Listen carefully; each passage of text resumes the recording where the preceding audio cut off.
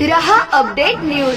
नारायणवाडीत भर दुपारी घरफोडी, 4 लाखांच्या ऐवजाची चोरी। मंगलाबाई नागणे यांच्याकडे चोरट्यांचा धाडची सुळसुळाट।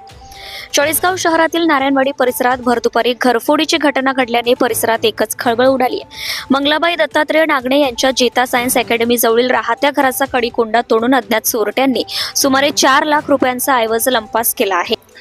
मिळालेल्या माहितीनुसार चोरट्यांनी घराच्या मुख्य दरवाजाचा कडिकोंडा तोडून घरात प्रवेश केला। घरातील लाकडी कपाट फोडून त्यामधनं सोन्याचे 50 ग्रॅम वजनाचे मणी, मंगळसूत्र, पोत किंमत 2.5 लाख रुपये, 6 ग्रॅमची अंगठी किंमत 30,000, 10 ग्रॅम वजनाची बोरमाळ किंमत 60,000,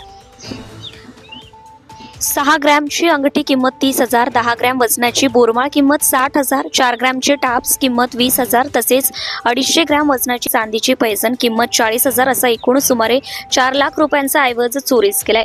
विशेष म्हणजे ही घटना रात्री किंवा पहाटे नव्हे तर भर दुपारी 4 नोव्हेंबर रोजी सकाळी 11:30 ते पावणे 1 वाजेच्या दरम्यान घडली आहे। मंगलाबाई नागणे या जयलक्ष्मी माता पूजा साहित्य दुकान चालवतात। त्या दिवशी त्या गॅस सिलेंडर KYC साठी राजेश्वरी गॅस एजन्सीमध्ये गेल्या होत्या।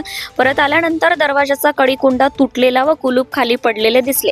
आज जाऊन पाहता सोन्या चांदीच्या दागिन्यांची चोरी झाल्याचं निदर्शनास आले।